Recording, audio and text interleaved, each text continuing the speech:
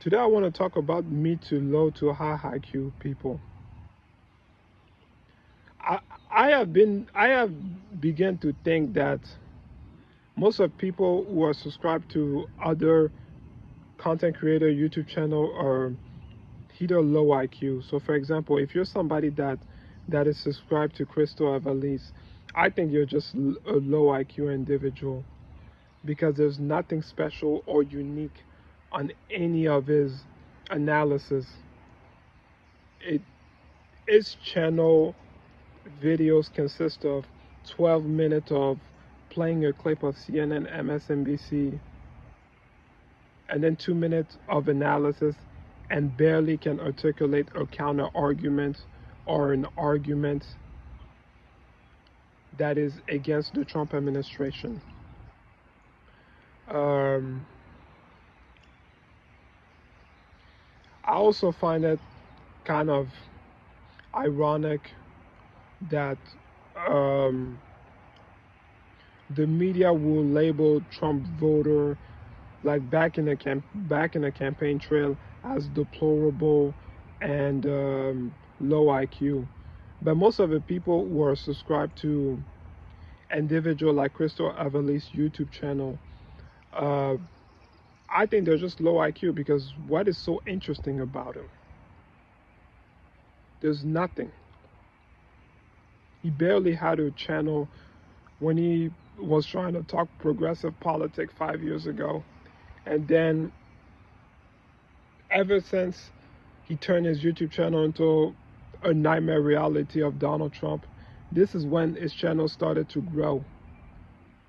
You can have like a horrible video where he can barely articulate what is wrong about the Trump administration, and then he still get high views.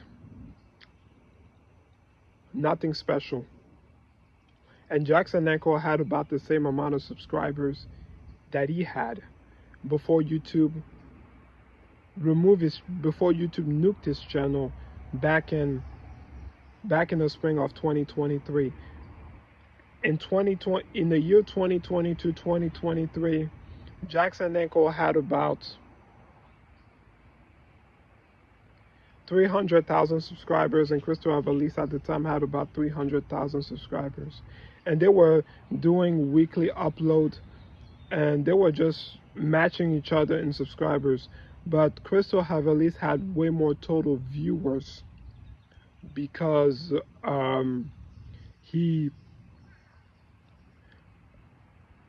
monetizes content talking about Donald Trump every day, and he still does it. That's the only reason why he's able to get view. Just clickbait titles and fancy AI generated nightmare reality of Trump, and then projection and wishful thinking.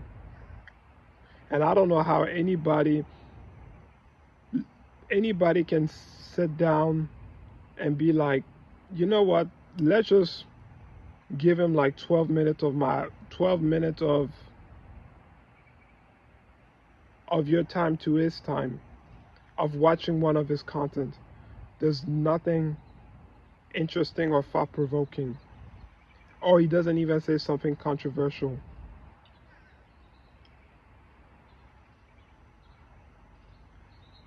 Me, I think he should start calling his channel the Trump channel. And then when Trump is done with his second term, and then his channel becomes irrelevant, then he can go back and talk progressive politics. And then where he was getting low views,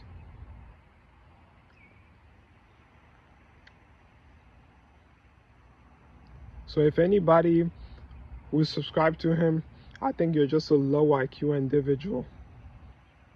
Because me, I can just watch his content. There's nothing special.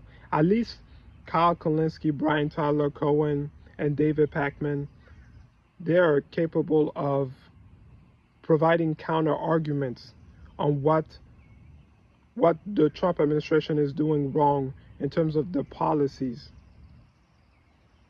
in terms of doing this and that, but him, he barely can articulate anything.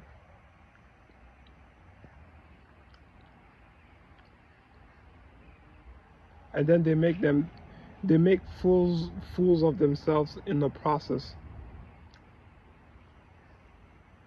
That's what I gotta say.